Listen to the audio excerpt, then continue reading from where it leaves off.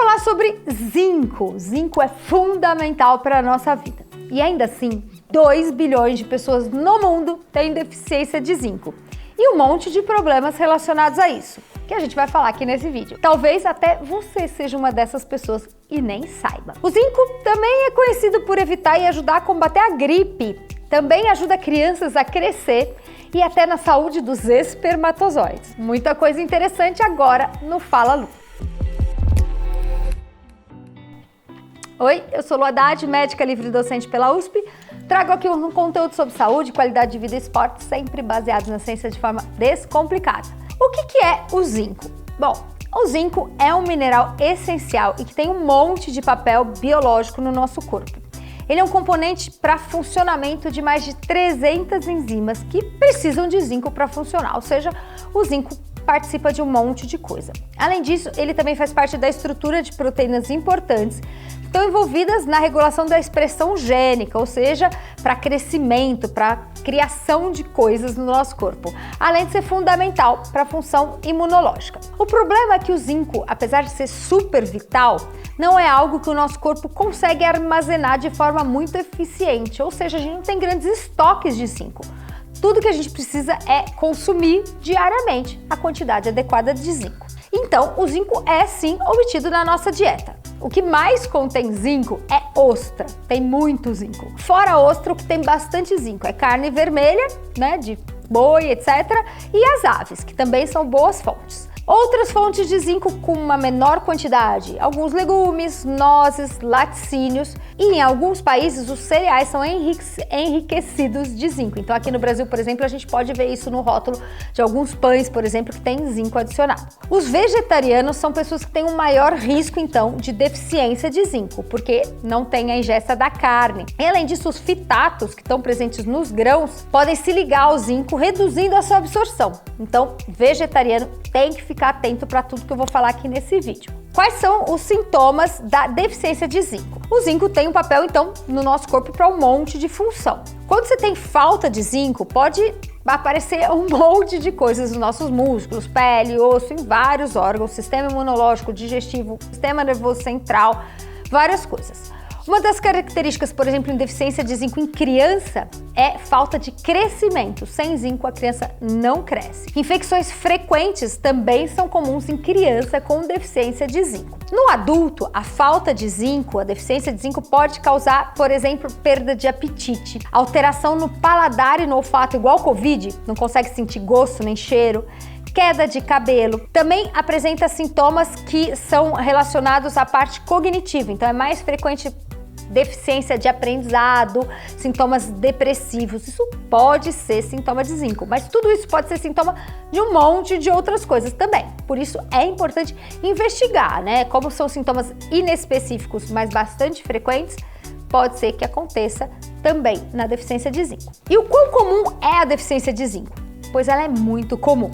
Esse estudo de 2012 mostrou uma prevalência global estimada de ingesta inadequada de zinco em todas as idades em 17%. Países em desenvolvimento têm uma chance maior desse risco de desenvolvimento, chegando até a 30%, por exemplo, nos países asiáticos. É importante ressaltar que essa deficiência de zinco varia em faixas etárias. Então, criança tem maior risco, principalmente crianças menores de 5 anos, onde a chance de deficiência é maior do que 20%, independente do país ser subdesenvolvido ou desenvolvido, e também os mais idosos, acima de 65 anos. Como é que funciona o zinco? Bom, os benefícios potenciais da suplementação de zinco parecem ser, pelo menos em parte, atribuídas a propriedades anti-inflamatórias e antioxidantes do zinco. A ingestão adequada de zinco na dieta é essencial, já falei, para o crescimento e desenvolvimento adequados. Então é muito importante em quem? Na gestação, para mulheres grávidas, porque precisa que o feto cresça, e na infância, né, para as crianças poderem crescer. Sem zinco, não tem crescimento. Outra coisa importante, o zinco é necessário para espermatogênese, que é a formação dos espermatozoides, e para que os espermas formados tenham uma boa qualidade, por exemplo, que ele tenha uma boa motilidade, que é a capacidade dele de chegar lá onde ele tem que ir. O zinco também é muito importante no nosso cérebro. Ele, por exemplo, atua nos receptores NMDA e essa ação é importante para evitar quadros de depressão, além de ser super importante para o aprendizado. Então, pessoas com deficiência de zinco têm maior risco de depressão e menor capacidade de aprendizado. E quais seriam os benefícios, então, da reposição do zinco? Os benefícios potenciais dependem em grande parte do status do zinco no indivíduo. Portanto, é improvável que a suplementação de zinco forneça grandes benefícios para quem não tem deficiência. Mas como a deficiência de zinco é super comum, muita gente vai precisar, sim, suplementar o zinco. Mas quem não tem deficiência tem poucos benefícios dessa dose extra, mas existe alguma exceção. E a exceção a essa regra é para infecção respiratória, o famoso resfriado ou a gripe. Já tem estudo bem legal, tem uma revisão da Cochrane de 2012 que mostrou que suplementar zinco, mesmo para quem não tem deficiência, reduz a chance de pegar gripe e também a duração dos sintomas de gripe. Essa mesma agência, a Cochrane, que faz as principais revisões sistemáticas com meta-análise no mundo, atualizou essa revisão em 2021, incluindo 28 estudos randomizados, controlados, com mais de 5.000 pessoas, comprovando que reposição de zinco reduz duração de 2 dias dos sintomas de gripe, além de diminuir o risco de pegar gripe. Outra coisa interessante é que em criança também diminui o risco de desenvolvimento de pneumonia e também melhora a saúde dos nossos olhos. Já tem uma revisão também da Cochrane mostrando que zinco diminui a chance de degeneração macular, que é um problema que pode levar até a cegueira. Outras coisas interessantes, a suplementação de zinco melhora sintomas depressivos, melhora também a acne grave, mas também não tem estudos tão bons quanto aqueles da gripe, O da gripe é um super estudo da Cochrane. Para acne, para sintomas depressivos, tem alguns estudos promissores, mas ainda não temos meta-análise. E o zinco para a saúde do esperma e a sua relação com fertilidade. Funciona de fato? Bom, para esta questão, a gente tem alguns estudos em animais mostrando que deficiência de zinco está associada a baixos níveis de testosterona e também a uma função testicular anormal e infertilidade. E os estudos em humanos, o que eles mostram? Bom, mostram observações semelhantes, mas a gente não tem ainda estudos clínicos controlados, randomizados. O que a gente pode concluir é que parece que sim, a suplementação de zinco ajuda na saúde do espermatozoide e na fertilidade, mas precisamos de mais estudos para comprovar essa ação. Vamos para a parte que interessa aqui no Fala Lu, que já vale o joinha, já vale a inscrição no canal, que é como é que você tem que usar o zinco. Bom, a dose diária de zinco recomendada, inclusive que pode ser obtida só com uma alimentação balanceada, é de 11 mg para homens e 9 para mulheres. Então, quem come ostra, bastante carne, tem uma alimentação rica em zinco, não precisa repor. Agora, os suplementos de zinco têm doses variadas, que vão desde 5 a 10 mg até 25 a 45 mg. As dosagens na faixa mais baixa normalmente é utilizada como prevenção para quem não tem deficiência.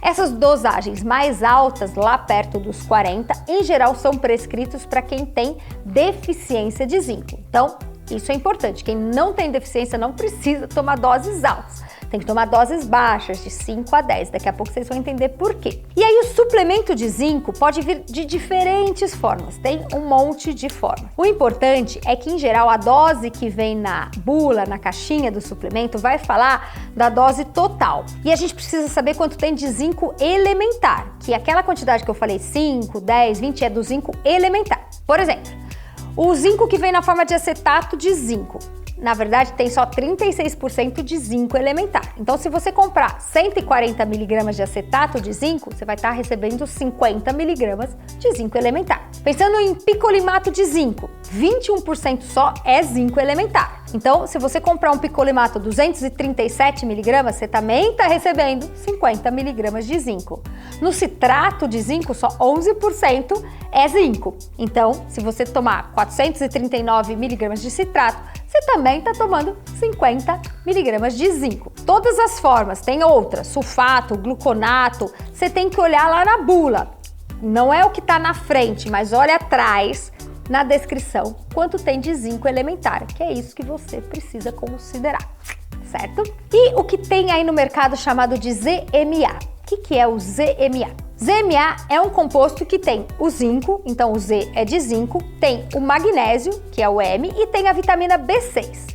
Um primeiro estudo lá atrás com a suplementação de ZMA foi conduzido pelo fabricante desde quando eles criaram esse suplemento para mostrar que o ZMA aumentava níveis de testosterona, também força e potência muscular em atletas. No entanto, estudos realizados depois por grupos independentes não mostraram esses mesmos resultados iniciais. Então, eu sugiro que se for para suplementar, suplementa separado. Tem vídeo sobre magnésio aqui no canal, tem vídeo sobre polivitamínico e agora com esse vídeo de zinco. Bom, e tem algum risco de suplementar o zinco? Tem alguma desvantagem? Bom, curto prazo, o risco maior que existe é quando você passa do limite superior, que seria os 40 mg por dia, ter algum sintoma gastrointestinal, por exemplo, dor de barriga, enjoo, vômito, até diarreia. Agora, o uso a longo prazo numa dose excessiva de zinco tem sim problema, que é a deficiência de cobre e de ferro, bem como supressão do sistema imunológico. Outra questão importante, já teve gente vendendo e acho que talvez até exista no mercado o uso de zinco intranasal, mas isso é super contraindicado porque já tem casos de perda de olfato por pessoas que fizeram uso de zinco intranasal. Então, gente, zinco, se for usar, é via oral. Em relação a esse risco de deficiência de ferro, que isso é importante. Bom, em adultos, alguns estudos mostraram que quando zinco e ferro são ingeridos concomitantemente, o zinco diminui a absorção intestinal de ferro. E aí a gente vai ter uma redução de disponibilidade de ferro no sangue, menos absorção e incorporação nas células vermelhas, e isso pode trazer sintomas, inclusive, de anemia. Mas o que ficou provado é que isso acontece, primeiro, quando a gente tem uma ingestão excessiva de zinco, que levaria a uma deficiência de ferro, e segundo, isso só acontece quando o zinco e o ferro são ingeridos concomitantemente na forma de uma solução aquosa, ou seja, zinco e ferro com água. Ao contrário, quando se toma o zinco e o ferro junto com os alimentos durante a refeição, esse efeito não acontece. O risco de deficiência de ferro induzida pelo zinco só vai acontecer se você tomar uma alta dose de zinco e tomar os dois só com água, não com alimento. Mas o risco de deficiência de cobre, esse sim existe para quem toma doses altas de zinco por um longo período de tempo, então precisa cuidado. E acompanhamento médico é sempre o ideal. Vamos para o resumo Fala sobre zinco. Zinco é um mineral essencial para o funcionamento do nosso corpo e como o nosso corpo não faz estoque de zinco, a gente vai precisar sempre ter uma ingesta adequada de zinco.